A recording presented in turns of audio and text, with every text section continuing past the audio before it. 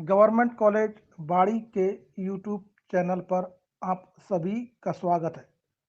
आज हम इतिहास की क्लास के अंतर्गत बीए द्वितीय वर्ष मध्यकालीन भारतीय इतिहास के एक प्रकरण सुल्तान मोहम्मद बिन तुगलक और उसके पागलपन का अध्ययन करेंगे। इस प्रकरण के अंतर्गत हम उन तथ्यों और इतिहासकारों के मतों को जानने और समझने का प्रयास करेंगे जो इस बात पर प्रकाश डालते हैं कि क्या वास्तव में सुल्तान मोहम्मद बिन तुगलक को पागल कहा जा सकता है। एल फिंस्टन और कुछ अन्य यूरोपीय इतिहासकारों का ये मानना है कि मोहम्मद बिन तुगलक में पागलपन का कुछ अंश विद्यमान था। इस संदर्भ में एल फिंस्टन ने यह लिखा है कि यह लगभग प्रत्येक प्रकार से स्वीकार किया जा सकता है कि मोहम्मद तुगलक अपने युग का एक योग्य और शक्तिशाली शासक था, लेकिन ये सभी अनुपम प्रतिभाएं और योग्यताएं उसे बेकार ही प्रदान की गई थी।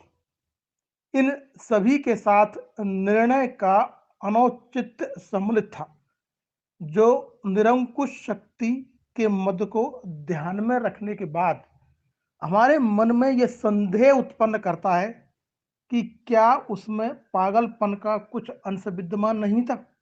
हालांकि एल फिंस्टन के इस मत को स्वीकार नहीं किया जा सकता।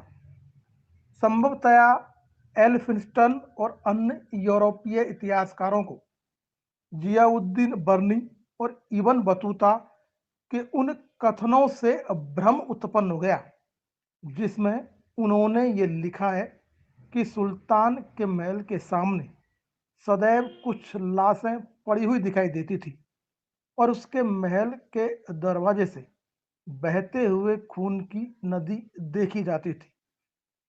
निसंदेह मोहम्मद तुगलक अपराधियों, विरोधियों, विद्रोहियों को कठोरतम दंड देता था जो कभी कभी अमानुषिक भी होते थे। कभी कभी तो सुल्तान मोहम्मद तुगलक साधारण अपराधों के लिए भी मृत्युदंड दे दिया करता था, लेकिन केवल इसी आधार पर मोहम्मद तुगलक को पागल नहीं माना जा सकता और इसका कारण उसका पागलपन नहीं अपितु संतुलन का अभाव था।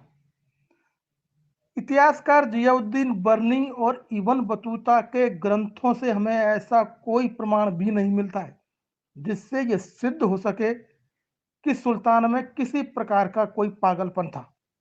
अधिकांश आधुनिक इतिहासकार भी मोहम्मद बिन तुगलक को पागल नहीं मानते। डॉक्टर ईश्वरी प्रसाद इस संदर्भ में ये लिखते हैं कि कुछ इतिहासकार मोहम्मद बिन तुगलक पर पागलपन का आरोप लगाते हैं, लेकिन इब्न बतूता के लेखों और वर्नी के इतिहास में कहीं भी इसका उल्लेख नहीं किया गया है। डॉक्टर ए एल श्रीवास्तव भी सुल्तान मोहम्मद बिन तुगलक में किसी प्रकार का कोई पागलपन नहीं मानते। इस संदर्भ में डॉक्टर श्रीवास्तव कहते हैं, मोहम्मद बिन तुगलक साधारण अपराधों के लिए मृत्युदंड इसलिए नहीं दिया करता था कि वो पागल था, बल्कि इसलिए कि उसमें साधारण और भीषण अपराधों के अंतर को समझने की विवेकपूर्ण बुद्धि नहीं थी। सुल्तान की गलतियों का कारण उसका पागलपन न होकर संतुलन का अभाव था।